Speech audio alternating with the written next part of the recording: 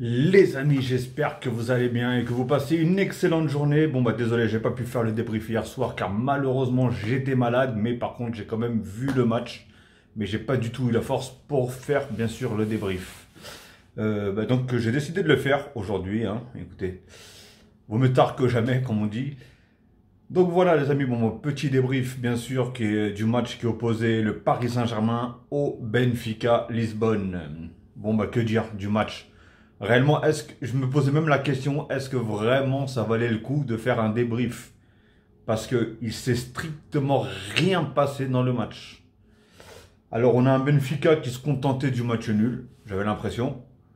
Après, voilà, il remontait tranquillement, il remontait bien la balle, il jouait bien dans l'équipe, mais devant, vous voyez, on voyait que s'ils arrivaient à mettre le but, tant mieux.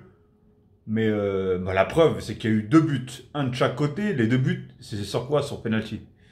Donc franchement, c'est pour vous dire à quel point le match, il était vraiment, mais vraiment nul. En fait, il y avait pas d'envie. J'ai l'impression que ça marchait sur le terrain. Il y avait strictement rien. Pas d'action, pas d'occasion, pas de but à part les deux du péno. Rien, mais strictement rien. C'était un match à s'endormir devant la télé, hein, tout simplement, mais vraiment réellement, hein. Alors dites-moi vous dans les commentaires ce que vous avez pensé du match, mais franchement moi je l'ai trouvé nullissime. Il y en a qui pointent certains joueurs, par exemple moi je vais parler plus du PSG parce que bien sûr moi mon équipe c'est le PSG, mais qui pointent du doigt. Alors il y a un truc qui m'a énervé quand même, c'est que il y avait, pourtant là il y avait quand même une qualification sûre en huitième de finale. Tu prenais les 3 points. Tu étais promu dans ton groupe. Et le pire, c'est que tu étais chez toi, au parc. Aucune envie. Aucune envie. J'ai pas vu de motivation. Je voyais même Messi dans les tribunes. Il devait se dire, mais attends, il court moins que moi là, c'est pas possible. Il court moins que moi. C'est incroyable. Et pour tous ceux qui critiquaient Messi, Messi il est fini, Messi il est ceci, Messi il est cela. Vous avez vu? Aucune construction de jeu. PSG, ils avaient aucun... J'ai même plus apprécié le peu qu'a fait Benfica que ce qu'a fait le PSG. Ce qu'a fait le PSG, il n'y avait aucune cohésion, aucun style de jeu, aucune manière. Franchement, c'était de la bouille. Je voyais comment ça s'appelle, Verratti, qui faisait des balles en profondeur, mais de son camp. Mais vraiment de son camp. De trop loin. Ça veut dire que je sais pas si c'était la défense et le milieu qui étaient trop bas, et du coup, les attaquants étaient trop hauts, ou l'inverse, mais franchement, j'ai pas compris. Mais j'ai vraiment strictement rien compris. Et ouais, et comme je disais, je voyais Marco Verratti, je voyais même Vitinha qui faisait des balles en profondeur. Bon, pour Mbappé, bien sûr, parce qu'on sait que c'est lui qui court le plus vite et franchement, il est doué dans ce domaine-là. Mais pratiquement aucune balle n'y est arrivée. Eh ouais, tu partais de trop loin. Tu... Alors que quand il y a Messi, on voit que ce soit Vitinha ou Verratti, ils avancent en même temps que Messi. Et Messi, lui, vient récupérer la balle en plein milieu, il avance un tout petit peu, et là, par contre, il distribue des caviars, que ce soit Neymar, que ce soit Messi, que ce soit Neymar, que ce soit Mbappé, etc. Et c'est là qu'on voit que il est tellement important. Il est tellement important dans cette équipe, dans le jeu. En plus, depuis le début de saison, on voit, hein, c'est lui pratiquement qui fait beaucoup de différence. Pour moi, c'est pratiquement l'un des meilleurs joueurs du PSG, voire même le meilleur joueur du PSG, en tout cas le plus en forme. Et celui qui montre un peu plus de trucs, comme j'ai dit, il a 35 ans ou 36 ans, je sais plus. Et vous allez tous me dire, oui, mais il court pas, ceci, cela. Ok, il court pas, mais à partir du moment où il a le ballon, c'est lui qui accélère tout. Là, on voyait qu'il y avait personne qui accélérait le jeu. Personne. Il y avait aucun... En fait, le jeu du PSG hier, il n'était pas du tout contrôlé. C'était, je te balance la balle, si tu y arrives, tant mieux. Si je t'arrive pas, tant mieux. Ou tant pis, je veux dire, etc. Non, c'était catastrophique. Franchement, c'était catastrophique. Par contre, j'ai remarqué un truc, c'est que la défense et le milieu, ils arrivaient à jouer en une touche de balle. Moi, je comprends pas pourquoi le milieu et l'attaque n'arrivent pas à jouer en une touche de balle. Après, voilà, il y a eu il faut dire qu'il y a eu beaucoup d'absents. Déjà, il y a Kipembe, depuis un petit moment qu'il est absent.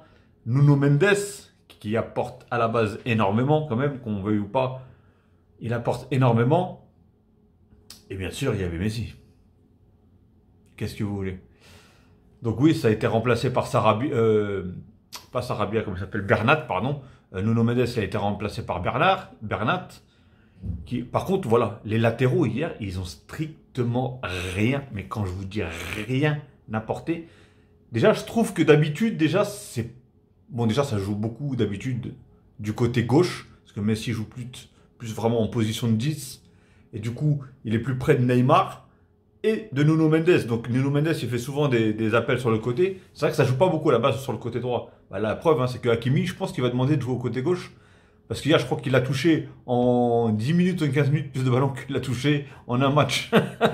en 70 minutes ou je sais pas combien.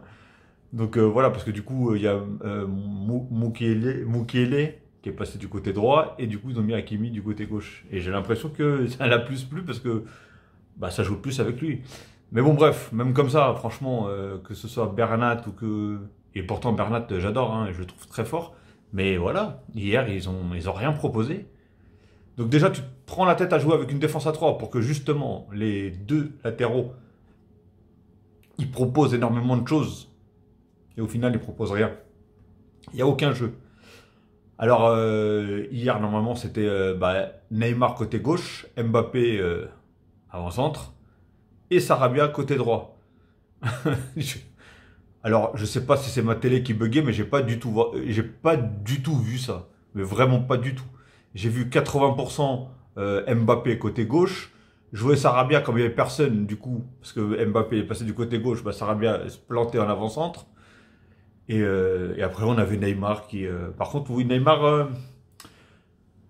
hier, il repartait un peu dans ses petites folies de dribble. Il faisait des beaux trucs, c'est beau pour le spectacle, hein, qu'on le veuille ou pas. Mais, euh, mais voilà, hier, ça jouait pas beaucoup en passe, ça jouait pas. Après, je vous cache pas, hein, personnellement, Neymar, hier, encore une fois, c'était peut-être l'un des seuls qui essayait de donner un espèce de rythme qui était compliqué, hein, parce que le rythme était tellement mou et dégueulasse que c'était assez compliqué.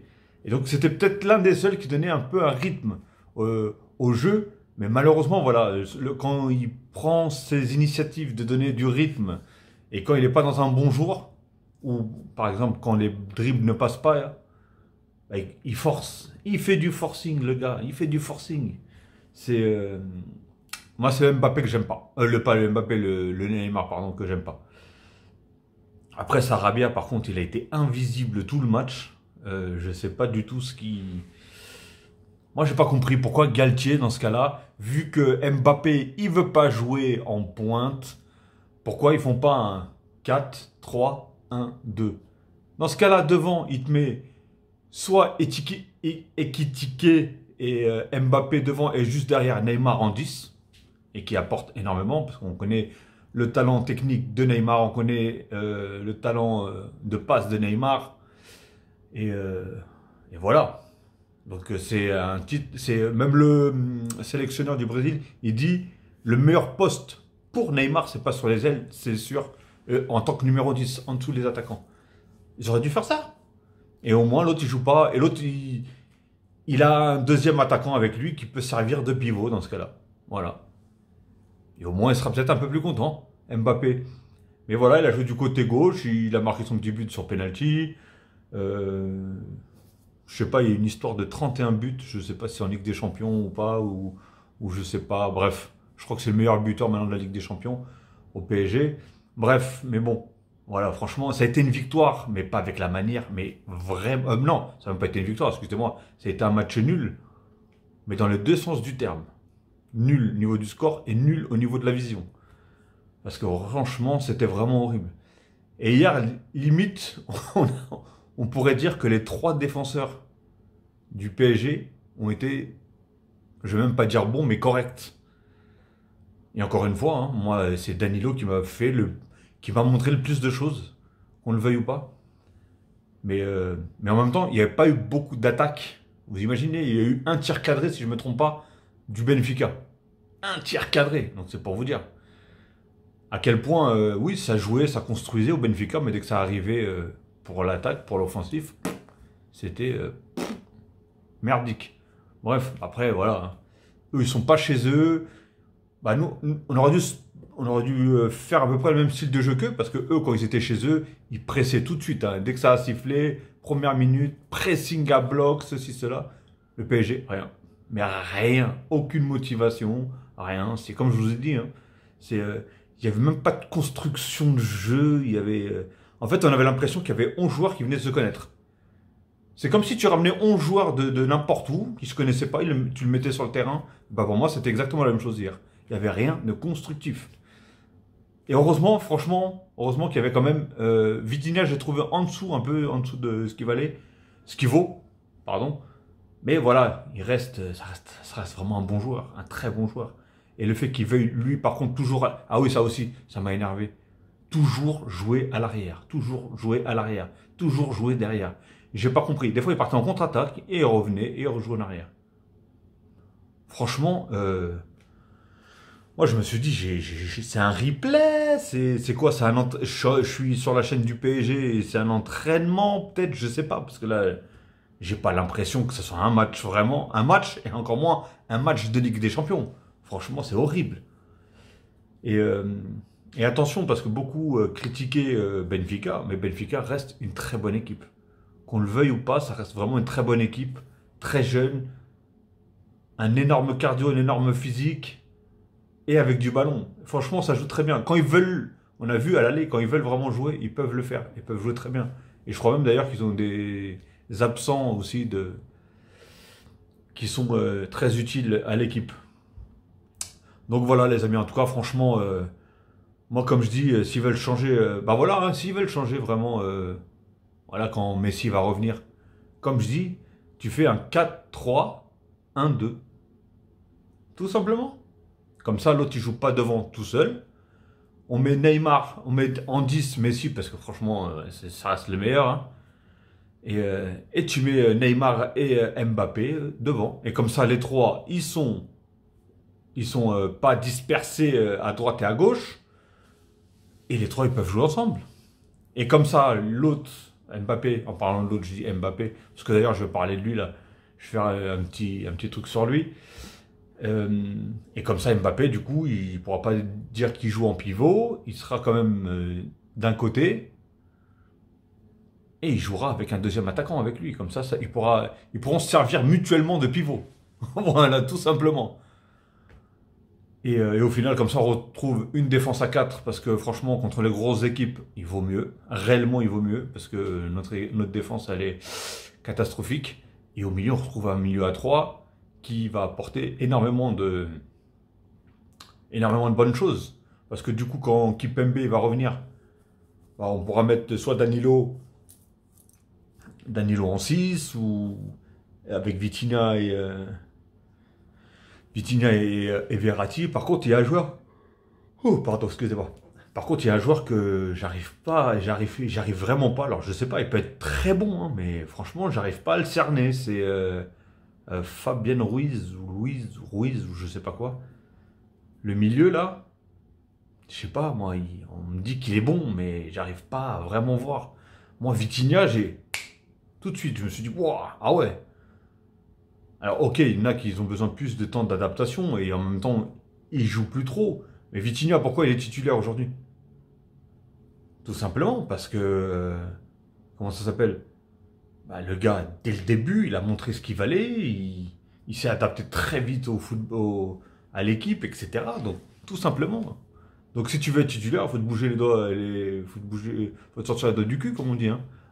Désolé de l'expression, mais voilà, les amis, en tout cas, bah, dites-moi ce que vous avez pensé du match hein, réellement et des joueurs et qui vous a le plus plu, qui vous a le plus dégoûté, etc.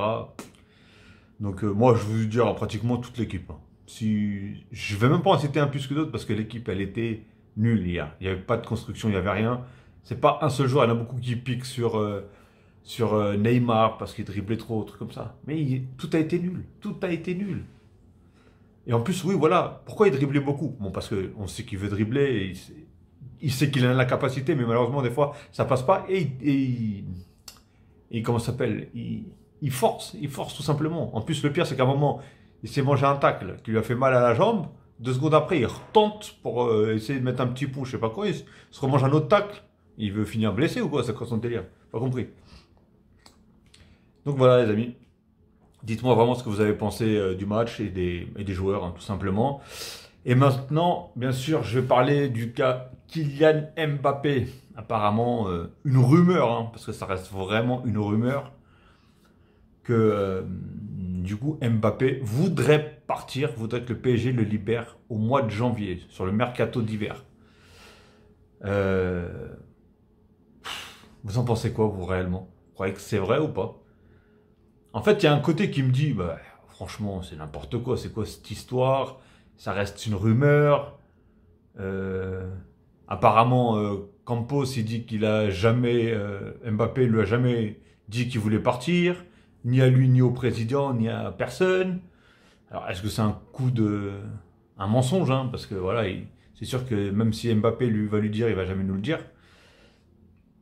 Et en fait, moi, ce qui me bloque un peu, c'est qu'on n'a aucune réaction d'Mbappé et du clan Mbappé.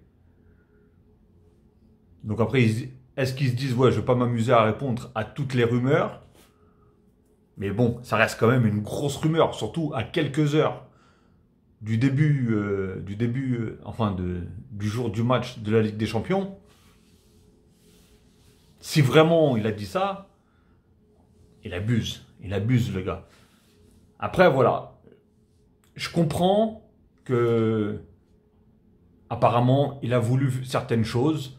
Le PSG lui a promis certaines choses, enfin on lui a dit certaines choses, et c'est pas parce qu'ils t'ont promis, c'est pas parce que le club, ceux qui le tiennent, ce club-là, ils sont milliardaires, ils sont pleins aux as que tu peux faire ce que tu veux, réellement. La preuve, ils se sont pris la tête sur Skriniar, ils n'ont pas réussi à l'avoir. Ils se sont pris la tête sur plein de joueurs qu'ils n'ont pas réussi à avoir. La preuve, c'est que tu vois, ça suffit pas au final d'avoir vraiment beaucoup d'oseille. Après, lui, il disait que, enfin, d'après les rumeurs, encore une fois, hein, je ne veux pas dire que c'est lui qui l'a dit, mais déjà, de virer Neymar, qui sait qui va payer le salaire à Neymar? Personne. Qui sait qui va mettre une grosse somme sur Neymar? Personne. Tout simplement. Et en plus, on ne peut pas le dire, parce que oui, la saison dernière, il a fait une très mauvaise saison, il n'était pas en forme du tout, que ce soit physiquement, mentalement, ni rien. Et voilà, il a fait une sale saison.